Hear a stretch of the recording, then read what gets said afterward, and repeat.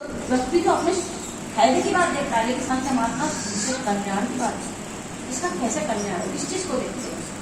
अब उसने ऐसे ही किया, अब आप चले गए, उसने संतान हो गई, तब संतान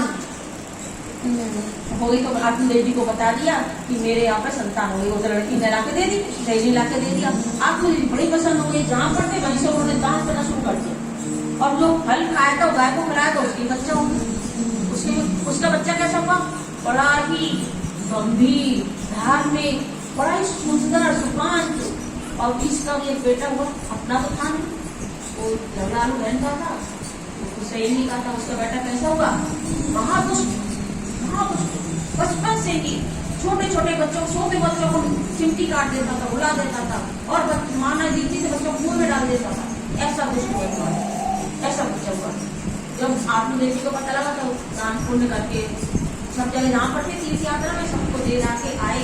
अब देखा कि ये बेटा तो मेरा बड़ा दुष्ट निकला, बड़ा मतलब कहते ना पूत के काम पालने में दिख जाते। अब बचपन में ये ऐसे दुष्ट है तो बड़ा कितना दुष्ट होगा। आत्मदेव जी को तंग करने लगे अपने पिताजी, मुझे पैसा दो, पैसा दो, पैसा दो, पैसा दो। अब चार पैसा, सारा पैसा जुए में, शराब में, सट्टे में सब बर्बाद कर दिया, सारा पैसा बर्बाद हो गया। तो बड़ा दुखी हो गया। और जो दूसरा जो गाय का जो पुत्र हुआ था उसके केवल कान जो थे गाय, पूरा शरीर मनुष्य का था। उसका नाम रखा था गोकर्ण, उसका गोकर्ण नाम रखा था। और बड़ा ही सुंदर था वो, और बड़े ही सुंदर उपदेश देता था उसको। अब पिताजी उसके पास में गए, पिताजी कहने लगे बेटा मैं क्या करूँ, ये तो मुझे बहुत तंग करता है, बहुत परेशान करता है, अब मैं क्या करूँ। अब ये कह रहे हैं आत्मदेव जी इससे बढ़िया ना हो तो अच्छा होता, संतान ना होती तो अच्छा होता। इतने दुष्ट संतान को लेके मैं बेकार संतान, उसको क्या मालूम ये सारी लीलाएं कि पति ने क्या किया, इसको फल खिला दिया गाय को, इसको क्या पता, उसको सुने इसकी यही परिणाम है।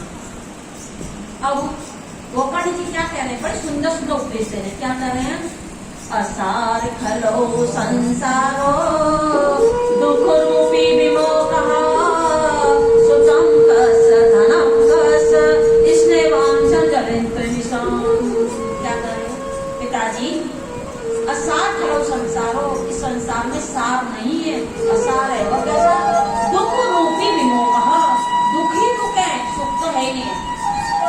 पैसा आ जाए तो दुख, ना आए तो दुख।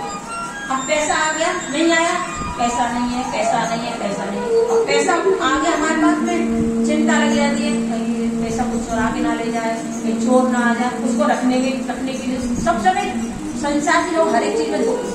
बेटा नहीं था तो दुख, बेटा हो गया तो दुख, कहना मानना है तो चलो अच्छा है, ना कहना माने तो दुख, दुख ही दुख है। तो क्या कह रहे, असार खलो संसार दुख रूपी विमोकः सुतम कस धनम कस, किसका बेटा किसका धन। आज तो कह रहे मेरा बेटा, मर जाकर किसी का और का बेटा होगा। आज तुम किसी के बेटा किसी और के बेटा बनोगे, किसी के और के बेटे बनोगे। कोई स्थिर तो कोई है ही नहीं, वो यहाँ पर है क्या, हर एक को जाना ही है। तो क्या धन भी अपने हाथ में, आज मेरे पास में 10 की नोट है, कल किसी और के पास जाएगी नहीं, वो कुछ खरीदो कहीं ना कहीं जाएगी।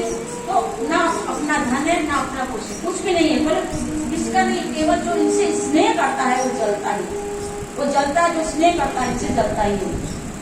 तो मेरे बेटा मैं क्या करूं, मेरा तो ये बेटा है। पिताजी मैं तुम्हें बहुत अच्छी बात बता रहा हूँ, मेरे बेटा बता क्या करूँ मैं। देखो पिताजी आप क्या करो, धर्म भजत सत्यम तजिए लोक धर्मान सेवस्व साधु पुरुषान जय राम विश्राम। पिताजी आप धर्म करो। बेटा मैंने सारी जिंदगी तो कुछ किया नहीं है। बोले पिताजी मैं तुम्हें बताता हूँ कैसा करना है। बोले बता क्या करूँ। कह रहे हैं कि तुम क्या करो, देखो साधु पुरुषों की सेवा करो, किसी के ना दोषों को देखो ना गुण को मत देखो, दोषों को मत देखो, कुछ मत देखो। क्या कह रहे हैं, अन्न से दोष गुण चिंता मासो मुक्तम सेवा कथा रस्मो विमान देता। क्या कह रहे हैं कि किसी को दुख भी क्या कहते हैं, दोष भी मत देखो, गुण भी मत देखो। क्या करेगो, केवल भगवान की सेवा करो, भगवान की सेवा करो। वन में चले जाओ, वन में जाकर भागवत ले जाओ, दशम स्कंद का पाठ करो, दशम स्कंद में भगवान की लीला है। पाठ करो, उससे क्या होगा, तुम्हारा जो तुम्हारी ये है ना दुख, सारा दुख दूर चला जाएगा। तो ऐसा ही किया और 10वां स्कंद का पाठ करके अपने शरीर को उन्होंने वन में जाकर त्याग किया। अब ये और दुष्ट बन गया, इसने अपनी अपनी जो माता थी, माता से कहा तुम पैसे दे, घर के बर्तनों को बेच दिया और वेश्याओं को ले आया घर में, 5 वेश्याओं को लेकर बैठा घर में। अब माता बड़ी दुखी हो गई, माता का पीड़ता था बहुत माता को। माता ने क्या किया, कुएं में कूद कर अपने प्राण को त्याग दिया। अब ये अकेला रह गया। अब वेश्या थी, वेश्या से क्या चाहिए, वेश्या क्या चाहिए, पैसा, पैसा चाहिए उनको, किसी से मोह नहीं होता है, प्रीति नहीं होती है, पैसा में प्रीति होती है। तो उन पैसों को क्या करता था, वेश्याओं के लिए चोरी करता, डकैती करता था उनका मुंह बंद करने के लिए। अब वेश्या देखती थी यहाँ जी तो भैया बहुत पैसा लेके आ रहा है, और उसको जब पैसा लेके आता तो सेवा करती थी। अभी क्या हो, एक बहुत जगह बड़ी बहुत बड़ी डकैती डाली। अब जब बहुत बड़ी डकैती, बहुत सारा माल लेके आया, जैसे माल लेके आया तो देखा वेश्याओं ने इतना माल लेके आया तो राजा को जरूर पता लग जाएगी, और राजा का पता लग जाएगी, ये पकड़ा जाएगा, सामने सब में हम ही मारी जाएंगी। तो क्यों ना इसको क्या करे, ना रहेगा बात, ना बजेगी बात, खत्म ही करना पड़ेगा। तो उन्होंने क्या किया, उसको बांध दिया रस्सी से कस के बाद खूब उसको पिटाई करी, मरी भी ना, मरी भी ना। फिर क्या, जलते हुए कोयले होते अंगारे उसके मुंह में डाले, तो जैसे मुंह में डाल तड़पा दो प्राण छोड़ दिए, और अपने घर के पिछवाड़े में गड्ढा खोदा, उसको गाड़ दिया और सारा माल लेकर चंपत हो गई। अब ये क्या हुआ, और जो उपदेश देखे गोकर्ण जी तो चले गए, पिताजी बनकर चले गए, गोकर्ण तीर्थ यात्रा पर चले गए। अब ये बन गया प्रेत आत्मा बन गया। जो अकाल मृत्यु होती है ना, अपनी मृत्यु थी, उसको जबरदस्ती मारा गया था, तो प्रेत बन गया। अब प्रेत बन गया और गोकर्ण जी को पता लगा तीर्थ यात्रा में कि मेरे भाई की ऐसे ऐसे मृत्यु हो गई है, उन्होंने सब जगह पिंडदान दिया, उसके नाम का सब जगह पिंडदान दिया। अपने घर में आ गए, जब घर में आकर रात को सोए तो वही प्रेत आत्मा सामने आके डरा रही है।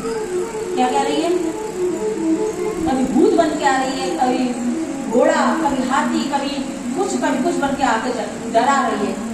तो गोकर्ण जी तो भक्त है ना, तो डरे नहीं, वो कहने लगे तुम कौन हो, तुम इस तरह विभिन्न रूप में मेरे को आके क्यों दिखा रहे हो, तुम हो कौन।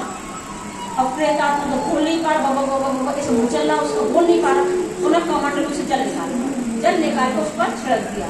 जैसे ही जल छिड़का, उसके मुख से थोड़ी सी आवाज निकली, बोले मैं तुम्हारा भाई को धुंधकारी हूँ। बोले मेरा भाई धुंधकार, तुम्हारी ऐसी शक्ति कैसे हो गई। बोले मैंने बहुत पाप किए। अरे तुमने पाप किया, तुम्हारे नाम पर तो सब जगह पिंडदान करके आया हूँ। बोले कितना भी पिंडदान कर लो, लेकिन मेरी मुक्ति नहीं हो सकती, मेरी मुक्ति कराओ, मैं बहुत परेशान हूँ। तो ठीक है, अभी तुम शांत रहो, मैं सुबह को उपाय देता हूँ। सुबह निकल गए गोकर्ण जी और पूछने लगे लोगों से कैसे इसकी वो मुक्ति होगी। तब उन्होंने अपने भजन के प्रताप से सूर्य की गति को रोक दिया, और गति को रोक उतने में आकाशवाणी हुई, सत्कर्म करो, तो संदेश छोड़ने जाएंगे। तब उन्होंने कहा ठीक है। तो उन्होंने सत्कर्म क्या सत्कर्म करे बताओ, तो भागवत का पाठ करो। जैसे ही भागवत का पाठ करा तो एक सब लोग बहुत बैठे हुए थे। अब ये तो प्रेतात्मा हवा के रूप में, ये कहाँ बैठेगा, ये तो बीच में बैठ नहीं सकता, मनुष्य के बीच में तो बैठ नहीं सकता, कहाँ बैठेगा ये। तो एक बांस था, 7 गांठ वाला बांस था, तो ये हवा के रूप में उसमें जाके घुस गया, उसमें घुस के बैठ गया। अब गोकर्ण जी कथा कर रहे हैं, अब कथा कर रहे हैं तो सभी संत महात्मा सब सुधा करते, सांसारिक लोग भी कथा सुन रहे हैं। अब इसमें बड़े ध्यान से कथा को सुना। देखो कथा सुनने के नियम होते हैं, बड़े ध्यान से कथा सुना और निराहार होगा। हम लोग कथा सुनते हैं, आज कथा सुनिए, बाहर जाके उसको पल्ला नहीं जाकर चला जाते हैं, पूछे क्या सुन के, पता ही नहीं क्या सुना हमने। अब अच्छा ठीक है, सोच के बताते हैं क्या सुना हमने, हमारी ये स्थिति होती। लेकिन गोकर्ण जी कैसे करते, तुलसीदास जी कैसे कथा सुनी थी, फिर ऐसी कथा सुनी थी, एक शब्द को उन्होंने अपने हृदय में उतारा। हम कथा सुन के हमको क्या करना चाहिए, मनन करना चाहिए कि आज हम क्या सुन के आए, स्मरण करना चाहिए कथा में क्या सुना हमने, या हमारे कल्याण की बात बताई, हमारा कल्याण कैसे होगा, हम कहाँ पर, हमको क्या करना है, ये सब मनन करना चाहिए। क्या उन्होंने ऐसे किया। अब क्या हुआ, 7 दिन तक कथा चली। हर एक दिन, पहले दिन कथा सुनी, एक गांठ टूट गई, बांस की, 7 बांस की। दूसरे दिन कथा सुनी, दूसरी गांठ टूट गई। 7 दिन कथा में 7 गांठें टूट गई और वो सामने प्रकट हो गया, बड़ा सुंदर सांवला सलोना और पीताम्बर धारण के और सुंदर माला धारण के सामने प्रकट हो गया। भाई तुमने मेरा उद्धार कर दिया, तुमने मेरा उद्धार कर दिया। और देखा क्या, सामने से सभी लोग कीर्तन करते हुए उसको विमान पे बैठा के लेके जा रहे हैं। विमान आ गया, ऊपर से आकाश से विमान आ गया और विमान पे बैठ के वो जा रहा है। अब सब लोग कह रहे भाई कथा तो सबने सुनी है, इसके लिए विमान आया, हमारे लिए विमान क्यों नहीं आया? हमने भी तो कथा सुनी है, हमारे विमान आना चाहिए। बोले तुम्हारे लिए विमान कैसे आएगा, तुमने इसकी तरह से कथा सुनी? इसने कैसे कथा सुनी थी? इसने ऐसी कथा सुनी, एक एक शब्द को उसने अपने हृदय में उतारा है और निराहार होकर हम लोग कथा सुनते हैं। कोई दूसरा कोई आ जाएगा तो हमारी इधर उधर निगाह पड़ जाएगी, कोई कुछ देख ले, कोई देख लेगा, हमारी निगाह उधर, हमारा मन विचलित हो जाता है। लेकिन मन विचलित नहीं होना चाहिए। कथा कैसे, इस तरह से कथा जितना सुनिए, ऐसी कथा सुनिए। और गोपाल जी की चिंता मत करो, गोपाल जी के लिए तो स्वयं ठाकुर जी आए थे। गोपाल जी साहब फिर दोबारा से कथा रखी गोपाल जी ने, जिसमें सभी लोग आए और संसारी लोग भी, संत महात्मा भी सब लोग आए और सब लोग विमान, सबके विमान आया और सब विमान में बैठ कर भगवत धाम को गए। ये श्रीमद् भागवत की कथा है। श्रीमद् भागवत महापुराण की जय।